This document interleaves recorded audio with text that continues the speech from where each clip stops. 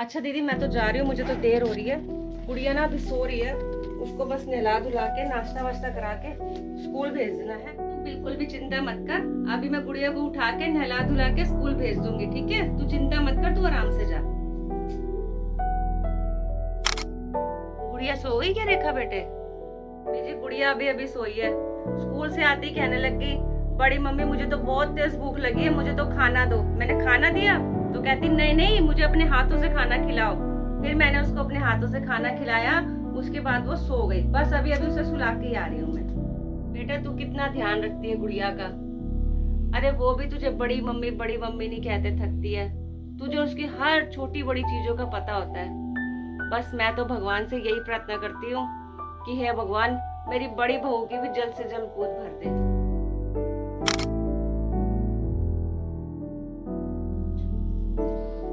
Mummy जी, सुनीता का phone आया, 8 बजने वाले हैं, उसका अभी तक कोई फोन भी नहीं आया। अब पता नहीं कहाँ रह गई वो।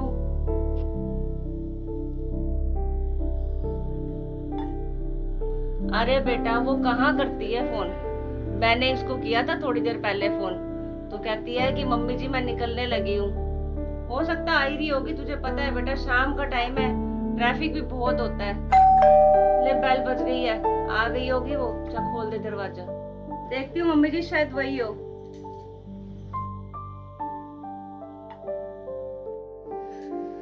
अरे मम्मी जी, नौकरी करना तो कितना मुश्किल है। पहले तो सारा दिन धक्के खाते रहो सड़कों पे, उसके बाद आधी जिंदगी तो ट्रैफिक में ही निकल जाती है। ये तो जो नौकरी करता है ना उसी को पता है कितना मुश्किल है पैसा कमाना। बाकी घर में रहने वालों को क्या पता कि पैसा कैसे कमाया जाता है, कितने धक्के खाने पड़ते हैं। प्लीज एक गिलास में पानी ले आओ, गला सूख रहा है मेरा तो। ये ले सुनीता पानी। दीदी गुड़िया कहाँ है, दिखाई नहीं दे रही। अगर उसने खाना वाना खा लिया ना तो उसे भेज दो अपने कमरे में, सोने के लिए आ जाएगी। उसको बोलो मम्मी बुला रही है। मैंने उसे पहले ही खाना खिला दिया था, अब तो वो मेरे कमरे में बैठ के ना होमवर्क कर रही है। कह रही थी बड़ी मम्मी आज मैं आपके साथ ही सोऊंगी। उसे तो मेरी याद ही नहीं आती है, सारा दिन बड़ी मम्मी करती रहती है। उससे तो बात किए हुए कितने दिन हो जाते हैं। अब तो संडे के संडे उससे बात हो पाती है ढंग से।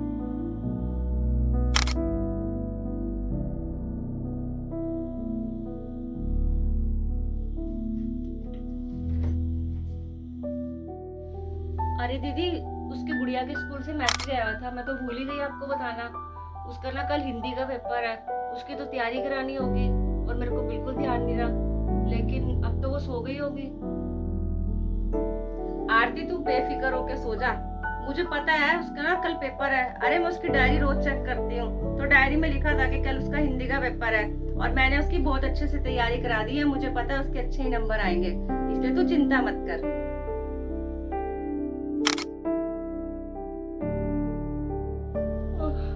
गुड मॉर्निंग मम्मी जी, शुक्र है आज संडे है। मैं सारा हफ्ता तो गधे की तरह काम करते रहो, पता ही नहीं चलता।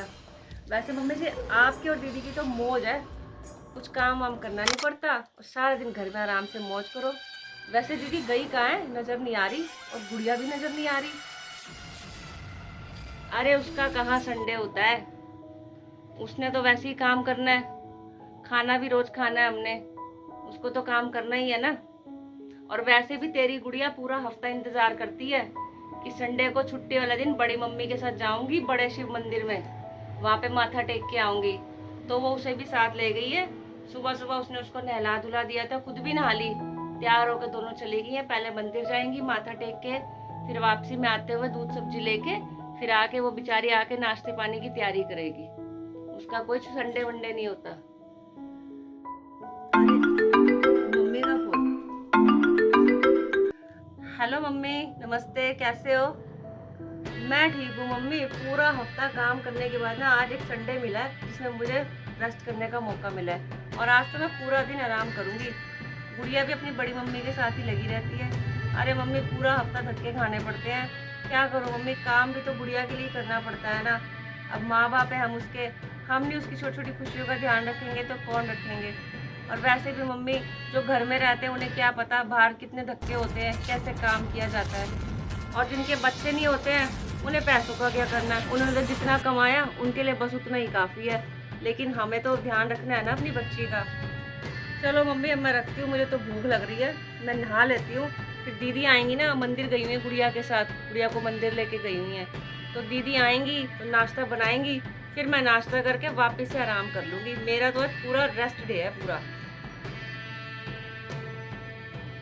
हाँ बहू, क्या कह रही थी तू कि जो घर पे रहते हैं उनको कुछ काम नहीं होता है? हैं, जरा सा काम करते आराम करते रहते हैं सारा दिन, और जिनके बच्चे नहीं होते उन्हें पैसे का क्या करना है?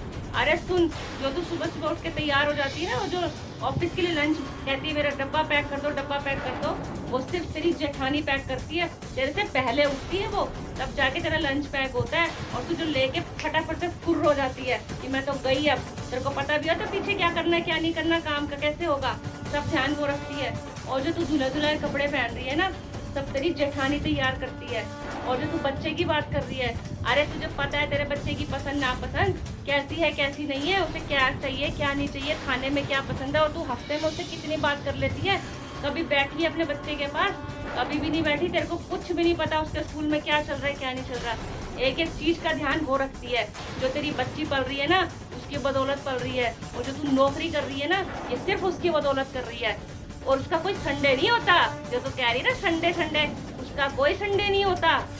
और जिस दिन उसे छुट्टी मांग ली ना कि आज मैंने छुट्टी करनी है, तेरे को नौकरी करना भारी पड़ जाएगा। बात करती है तू जो।